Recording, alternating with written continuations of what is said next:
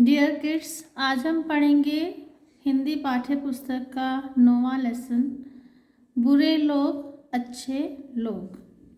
गुरु नानक सिखों के पहले गुरु थे। उनका जन्म सन 1469 ईस्वी में कार्तिक पूर्णिमा को तलवंडी नामक गांव में हुआ था। इस स्थान को अब ननकाना साहिब कहते हैं। यह स्थान अब पाकिस्तान में है। नानक बचपन से ही साधुओं की तरह रहते और बातें किया करते थे। नानक जी का स्वभाव शुरू से ही बचपन से ही बहुत प्रभावशाली था। वह अन्य बच्चों की तरह खेलते नहीं थे, बच्चों के साथ इधर उधर नहीं घूमते थे।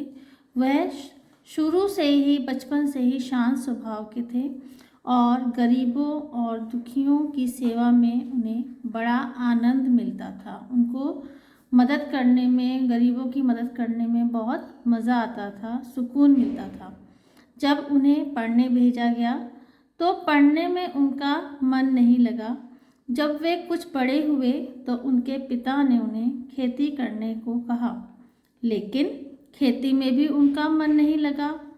उनसे दुकान खोलने या नौकरी करने को कहा गया तो वे इन कामों के लिए भी तैयार नहीं हुए।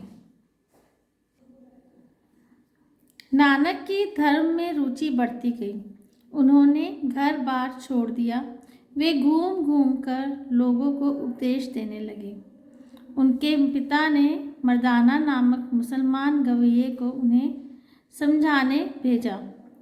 मर्दाना पर गुरु नानक के उपदेश का ऐसा असर पड़ा कि वह भी उनका शिष्य बन गया। अब गुरु नानक देव जी शुरू से ही धार्मिक स्वभाव के थे। उनका किसी और काम में मन ही नहीं लगा। उनके पिताजी चाहते थे कि वह कोई काम करें, खेती करें, दुकान संभालें या अन्य कोई काम करें, लेकिन गुरु नानक देव जी तो धर्म से ही जुड़ी बातें करते थे और धर्म में ही रुचि रखते थे और इस वजह से उन्होंने घर बार छोड़ दिया। घर को छोड़कर घूम घूम कर लोगों को धर्म के उपदेश देने लगे।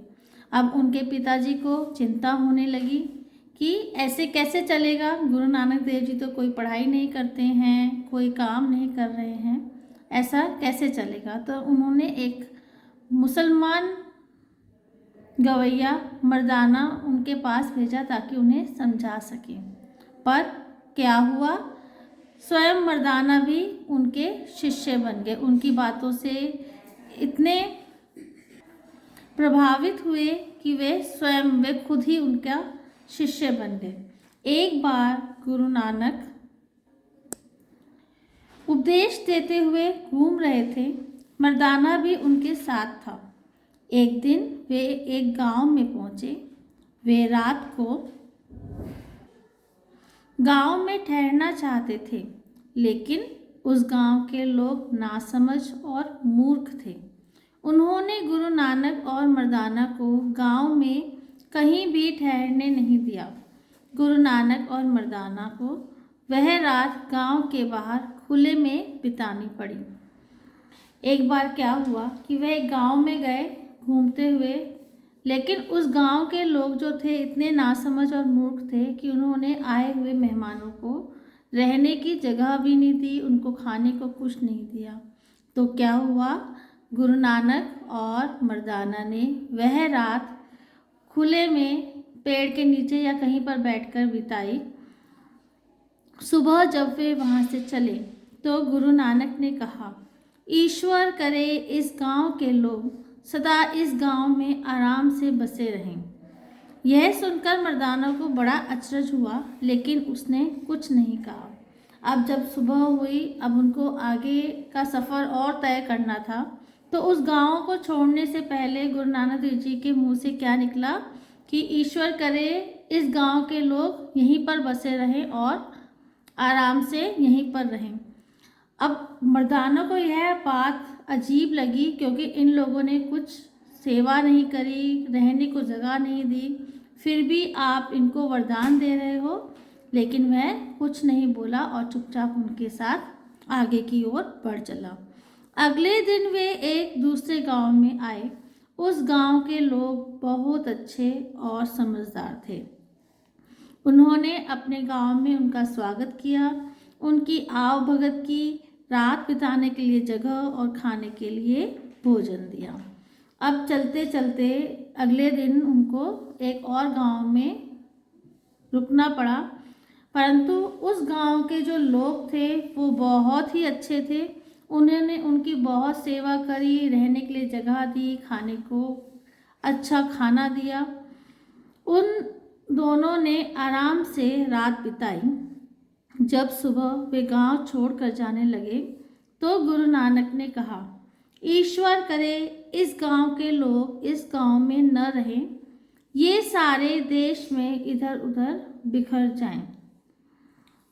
तो उस गांव को छोड़ने से पहले गुरु नानक देव जी ने उनके लिए क्या कहा कि ईश्वर करे ये लोग इस गांव में ही न रहे, यह लोग पूरे देश में बिखर जाएं। अब मर्दाना से चुप नहीं रहा गया।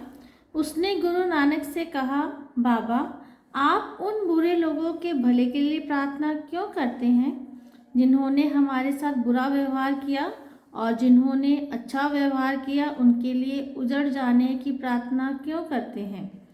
आपको तो उन बुरे लोगों के लिए बिखर जाने की प्रार्थना करनी चाहिए थी और इन अच्छे लोगों के लिए यह प्रार्थना करनी चाहिए थी कि ये जहाँ हैं आराम से रहें।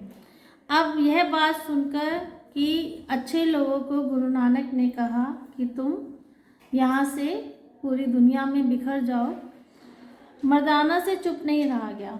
वह पूछता है गुरु नानक से कि आपने ऐसा क्यों किया? जो बुरे थे उनको तो आपने दुआ दे दी वहीं बसे रहने की, और जो अच्छे थे उनको बिखर जाने के लिए कहा। गुरु नानक ने उत्तर दिया, नहीं, उन बुरे और मूर्ख लोगों के लिए यही ठीक है कि वे जहाँ रह रहे हैं वहीं रहें।